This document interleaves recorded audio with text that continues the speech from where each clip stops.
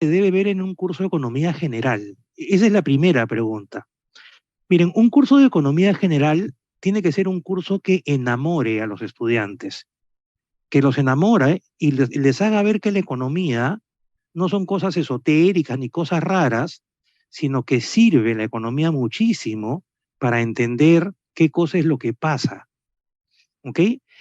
Y quiero por eso plantearles un curso que espero les guste. Voy a hacer todo mi esfuerzo para que les parezca genial el curso. Y quiero empezar por algo poco convencional. Como ven, voy a usar la pizarra. Este, así que quiero empezar por algo que, como lo siguiente. ¿Qué no es la economía? Después veremos qué cosa es. Pero me parece que cuando escuchamos pues a nuestros líderes en la tele o en cualquier medio, creo que vale la pena preguntarnos primero qué cosa no es la economía y después qué cosa es. Y lo vamos a hacer a partir de la realidad, no a partir de cosas que están en el aire. Fíjense, lo primero que hay que saber es que la economía no es una religión. ¿Y por qué digo esto? Porque al decir que no es una religión, decimos que no es apta para fanáticos, ¿ok? O para creyentes, para que suene mejor, o para creyentes. Miren, muchachos, en la economía no se cree. Tú crees en una religión, tú crees en un equipo de fútbol, la U, la Alianza, el que fuere. Yo soy hincha del Boys, por ejemplo. Un equipo que siempre para en segunda división, pero soy hincha del Boys. ¿Por qué? Porque es un acto de creencia.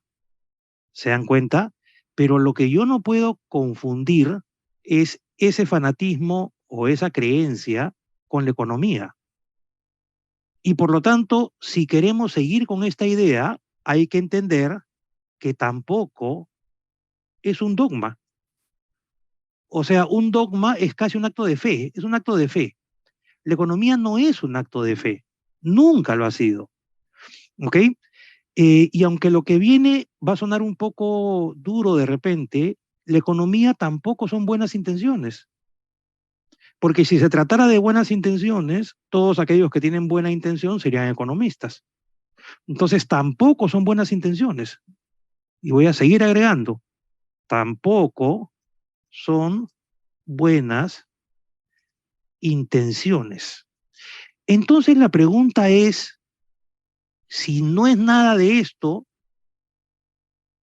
entonces ¿qué cosa es?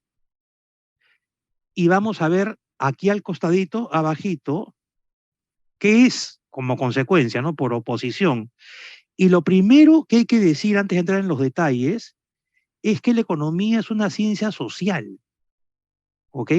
Que ciertamente usa matemáticas como una herramienta, claro que sí, pero ¿es tan determinante el uso de las matemáticas? Yo diría que no. Miren, les presento la siguiente analogía de la vida real.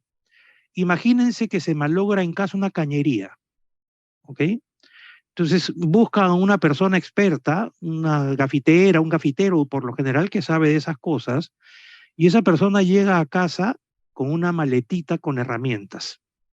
Fíjense bien qué es lo primero que hace. Deja la maletita a un lado, se agacha para ver por dónde está goteando la cañería y después que determina qué cosa es lo que pasa con la cañería, recién abre la maletita y saca la llave de herramientas que necesita para arreglar esa cañería. Cierto, tiene que saber manejar la llave, tiene que saber manejar el destornillador, por supuesto que sí, pero esas son herramientas. ¿Se dan cuenta? La economía entonces usa las matemáticas como las herramientas.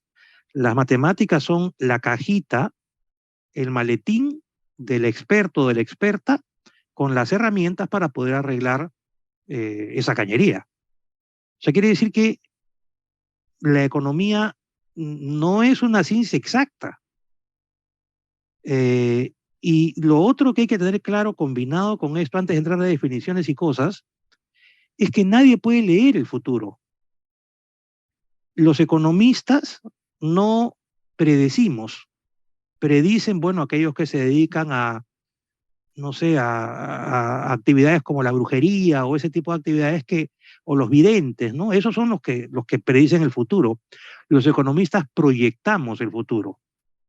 Y como veremos en el curso, proyectar es muy diferente de predecir, es muy distinto de predecir. ¿Ok?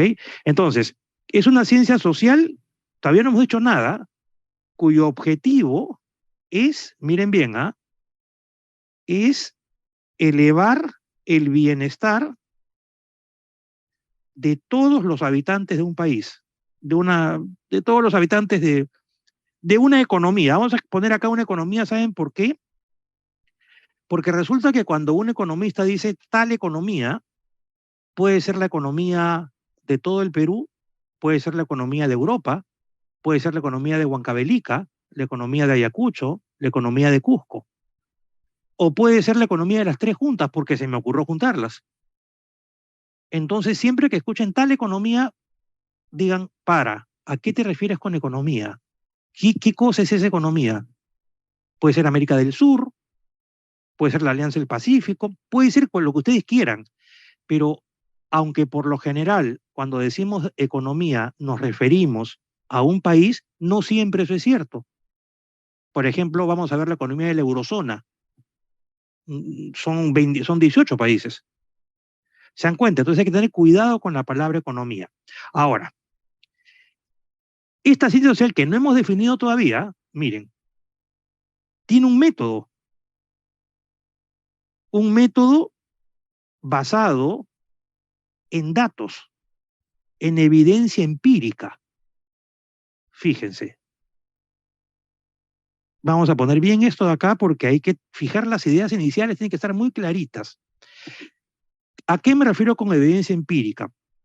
Supongamos que alguien te diga, eh, para favorecer a los más necesitados, vamos a controlar los precios. Es decir, vamos a fijar el precio del arroz, el precio del pan, el precio del aceite, etc. Ustedes escuchen pacientemente y luego pregunten, ¿dónde se ha aplicado eso que haya funcionado? Y si te dicen, no es que podría, no, no, no. ¿Dónde se ha aplicado? O mejor, más fácil, ¿dónde se ha aplicado eso y no ha funcionado? Entonces, si tú ves que eso se ha aplicado en determinados países y no ha funcionado, la pregunta es muy simple, ¿por qué funcionaría en el Perú? Y si, por ejemplo, te dicen, pero esto se ha aplicado en Alemania y se ha aplicado en Suecia, muy bien. ¿Y ahí ha funcionado? Sí, acá está la evidencia empírica, acá están los números, perfecto.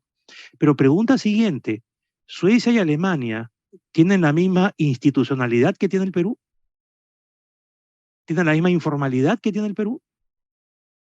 O sea, ¿son comparables? Si no son comparables, entonces no va tampoco. ¿Saben por qué les digo esto? Porque en estos tiempos que vivimos, muchos políticos nos prometen muchas cosas. Y eso es muy grave porque para prometer lo que puedes hacer, tienes que basarte en la evidencia numérica y empírica, que puede venir de otros países o puede ocurrir que el mismo Perú los haya aplicado esa medida en el pasado, cualquiera sea la medida. ¿Se dan cuenta? Porque si eso no está, entonces es una buena intención. Pero las buenas intenciones no son parte de la economía, son parte del ser humano.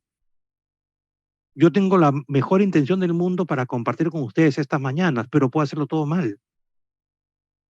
¿Se dan cuenta? Entonces, hay que exigir evidencia empírica. Ya veremos esto con más cuidado más adelante.